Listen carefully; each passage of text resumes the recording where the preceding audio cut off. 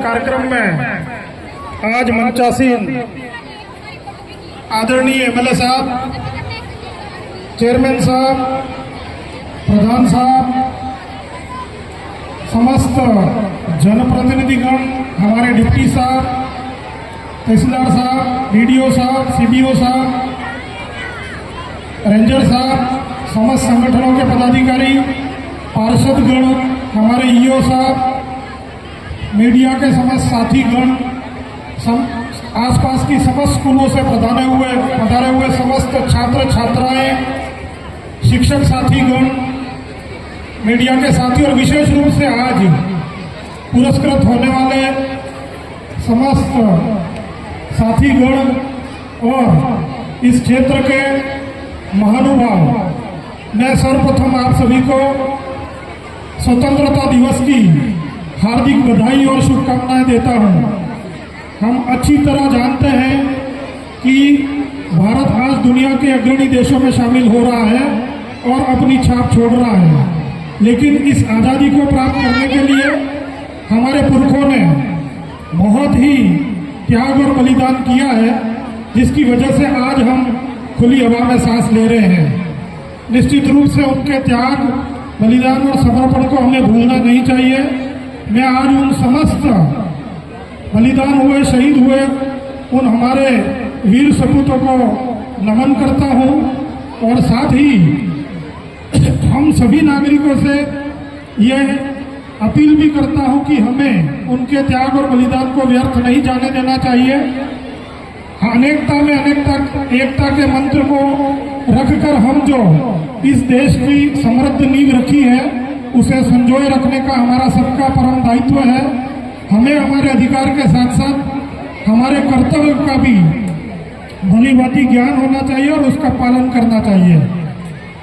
हमें अच्छी तरह पता है कि पिछले कुछ वर्षों में हम विश्व गुरु की जो हमारी एक कल्पना है उसकी ओर बढ़ रहे हैं और हमारा देश दुनिया के आर्थिक दृष्टि से 5वीं महाशक्ति के रूप में शामिल हो चुका है। और साथ ही दुनिया में यदि हमारे प्रधानमंत्री माननीय मोदी जी यदि कई दूसरे विश्व की देशों की यात्रा करते हैं तो उन्हें अलग ही सम्मान के साथ देखा जाता है और बुलाया जाता है। तो हमें भी हमारे दायित्वों का निर्वहन करना चाहिए। और मैं विशेष रूप से आज हमारे देश के सामने, हमारे क्षेत्र के सामने, प्रदेशवासियों के सामने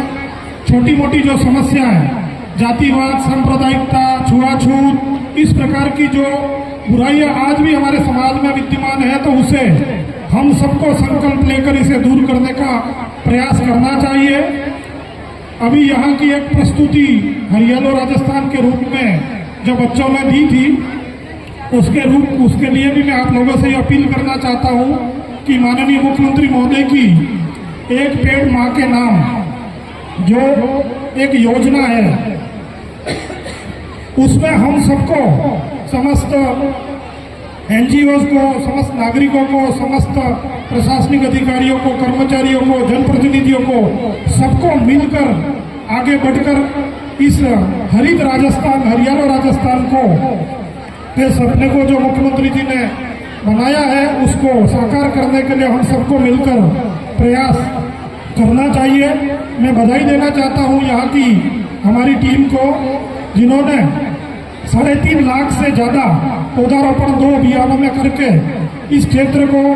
पर्यावरण से संतुलित रखने में जो योगदान दिया है, उन सभी को मैं धन्यवाद देता हूं, बधाई देता हूं। और आप सभी को एक बार पुनः 78वें स्वतंत्रता दिवस की बहुत बहुत बधाई और शुभकामनाएं देता हूं। जय हिंद, जय भारत।